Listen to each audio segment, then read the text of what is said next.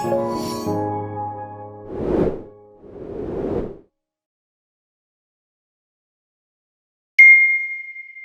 and welcome to the Kitchen Counter series. My name is Brian Chapp. I'm the CEO and founder of Tech Recipes. I'm honored to have a great colleague here with me today, Amanda Renken from Michelin, one of the most articulate and driven people in the industry. And I'm really thankful to have her today. Today, we're going to be talking a little bit about Netflix and their release of Basic with Ads, price tags, whether we believe it to be of value, and how you can consider getting involved with some of the advertising. Before we get started, Amanda, I was just wondering if you could just give a brief overview of who you are, what you do at Michelin, and any fun facts.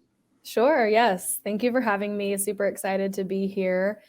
So I am the Commercial Communications Director for Michelin North America. Our team is responsible for omni-channel activation strategies in general, so covering all of the consumer-facing touch points in the journey. We also have analytics on our team, and we also have a small internal media buying team as part of our organization as well. Last year, I believe it was in October, they lost 970,000 subscribers. And so what do you think happens with that? Their revenue starts to go down, and because of that, their stock price goes down. So they ended up getting 35% reduction, which equated to 50 million in market cap. So a huge loss there.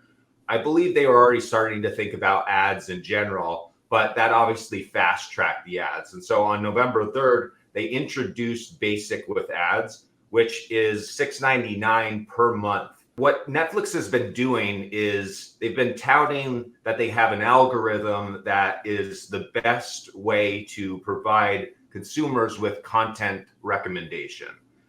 I would argue that all streaming services are selling that. I'm interested to see or hear from you if you think that that is still a huge selling point, and or like, is Netflix the alternative for linear? Netflix is really interesting because, I remember back in the day when Netflix first came on the scene with the little discs that they were mailing to people. You could watch whatever movies you wanted. They were really one of the very first streaming platforms. And so they really got ahead of it early on.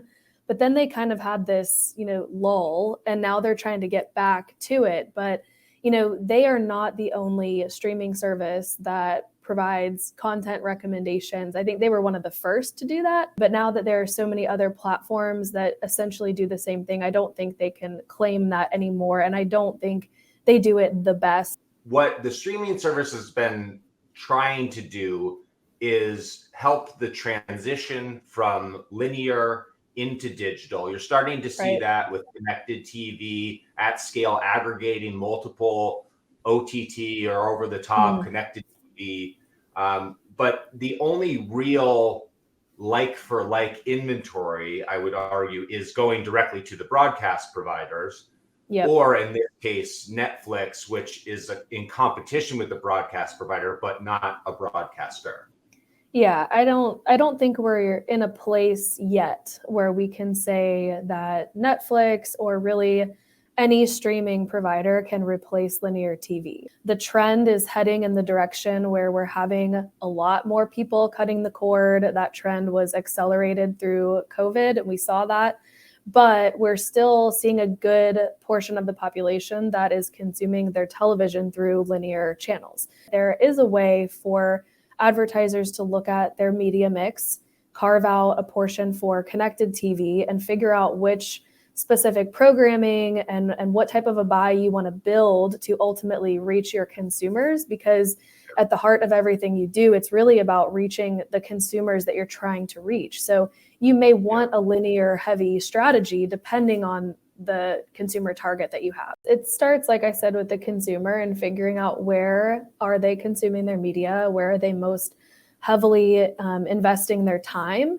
And if that's heavy digital, then your mix should be heavy digital. But linear is likely going to always be part of that strategy just because of the sheer power of the reach. Traditionally, when you think about upper funnel awareness strategies, you want to reach as many people as you possibly can at the lowest cost, right?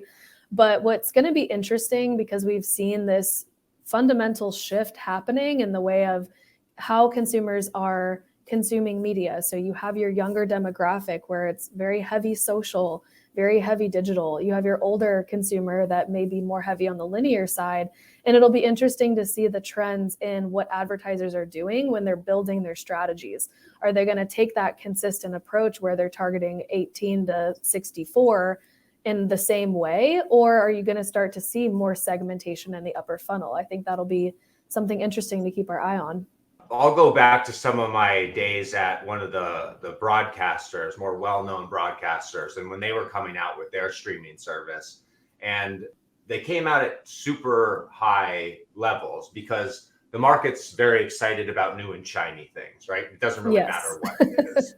And so those price tags ranged upwards of $90, and people were paying it, right? Or you were packaging it as part of the linear buys as extensions and maybe hiding it within the overall price tag, in some cases not being very transparent.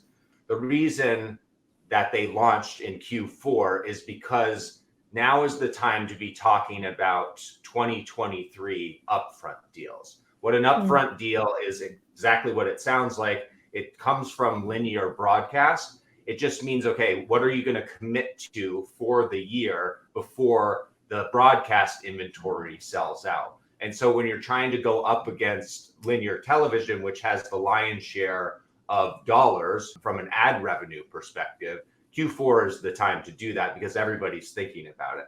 Additionally, price tags are higher in Q4 than they are in any other quarter. The reason being is because of the holiday timeframe, law of supply and demand, right? There's less supply, more demand, so the price tags go up. So a smart advertiser would think about, okay, do we want to get in now when the prices are high, or do we want to be more strategic about potentially advertising in Netflix when we believe the price tags to fall?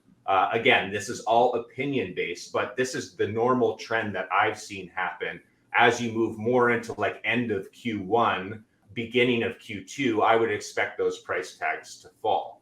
You should also take into consideration that we are going into, or we're already in, a recession. You've seen everybody getting fired across all of the walled gardens. It's going to be happening at the agencies as well. So if you're a smart advertiser, take advantage of the price tags, which will potentially or more than likely drop as advertisers pull spend in 2023 due to the recession. I would argue that, like buying stocks, right? Buy low, sell high.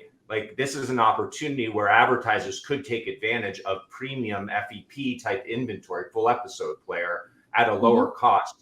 I want to thank Amanda for being here. It was a great conversation. Expect to see more from Netflix perspective. If you're interested in advertising on Netflix, give us a call or reach out to me at bchap@thetechrecipes.com, or you can visit us at thetechrecipes.com.